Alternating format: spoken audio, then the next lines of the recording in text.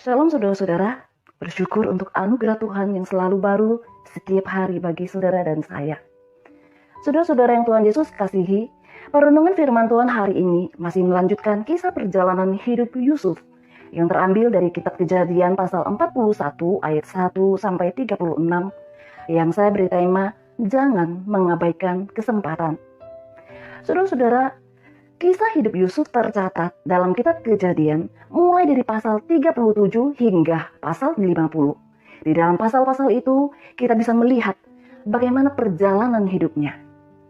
Perjalanan hidup Yusuf menunjukkan bagaimana dia disertai Tuhan meskipun dia harus mengalami banyak pergumulan hidup.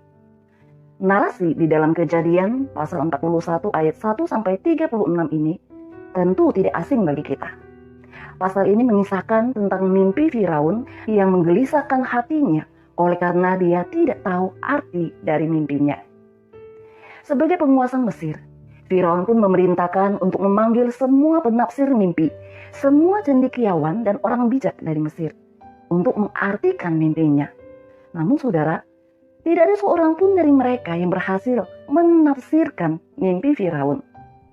Akhirnya, sang juru minuman mengingat akan Yusuf yang mampu mengartikan mimpinya dengan tepat 2 tahun yang lalu. Segera diberitahukanlah hal ini.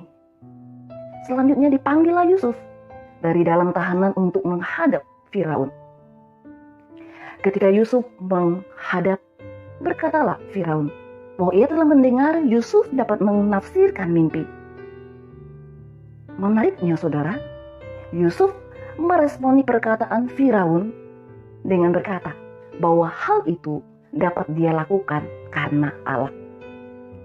Saudara-saudara, kita tahu bersama, Yusuf dengan pertolongan Tuhan berhasil mengartikan mimpi Firaun dan bahkan memberinya nasihat bagaimana harus menghadapi 7 tahun kelimpahan yang akan disusul oleh 7 tahun kelaparan yang akan terjadi. Saudara-saudara, melalui narasi ini saya akan menyoroti tokoh Firaun. Firaun memiliki kesempatan untuk mengenal Allah yang sejati yang disembah oleh Yusuf. Sejak pertama berjumpa, Yusuf telah memperkenalkan Allah kepada Firaun sebagai Allah yang berkuasa untuk menyingkapkan mimpinya.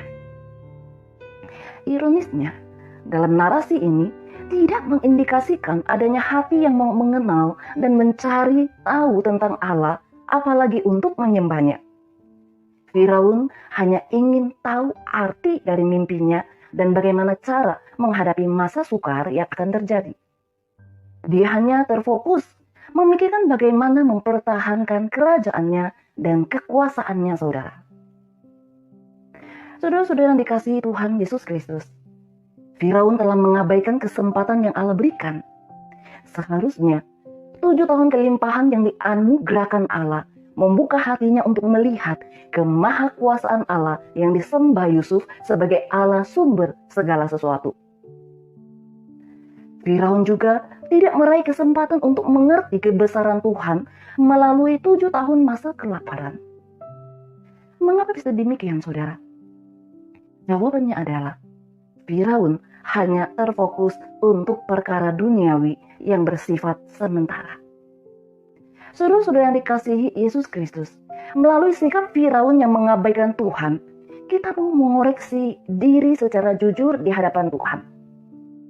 Bukankah kecenderungan mengabaikan Tuhan, mencari kepentingan dan keuntungan untuk diri sendiri juga rentan dilakukan oleh saya dan saudara? Ada beberapa orang Kristen yang mengaku pengikut Kristus, namun dalam kehidupan sehari-hari, mereka hanya meminta berkat-berkat Tuhan, anugerah, pemeliharaan, kekayaan, kesuksesan, dan kepuasan jasmani yang bersifat duniawi.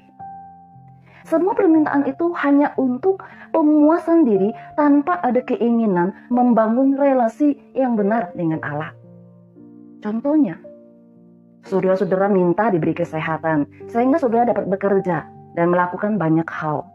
Ini bukan sesuatu yang salah di hadapan Tuhan.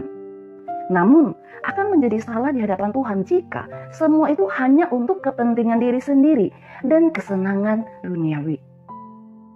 Saudara-saudara yang Tuhan Yesus kasihi, ada banyak orang Kristen melupakan esensi dari kehidupan seorang yang diselamatkan, yaitu memiliki relasi yang akrab dengan Tuhan dan hidup sesuai firman-Nya.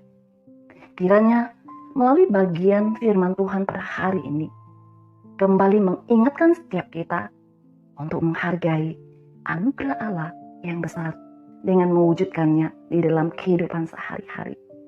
Kehidupan yang berelasi dengan Tuhan dan kehidupan yang taat kepada perintah-Nya. Jangan mengabaikan kesempatan yang Tuhan berikan seperti Firaun. Kiranya perenungan firman Tuhan ini memberkati saudara-saudara. Amin. Mari kita berdoa. Bapa di surga, hati kami bersyukur sebab kami menyadari jikalau hari ini kami masih boleh hidup, masih boleh berkarya, itu bukan karena hebat dan baiknya diri kami. Namun semua itu adalah sebagai bentuk kasih dan anugerah Allah bagi kami. Tuhan tolong setiap kami untuk boleh meresponi kasih dan anugerah Tuhan dengan hati yang terus-menerus berpaut padamu, mengasihimu, dan membangun satu relasi yang benar di hadapan Tuhan. Terima kasih ya Allah, kami bersyukur untuk firman Tuhan yang kami boleh renungkan pada hari ini. Di dalam nama Tuhan Yesus kami berdoa. Amin.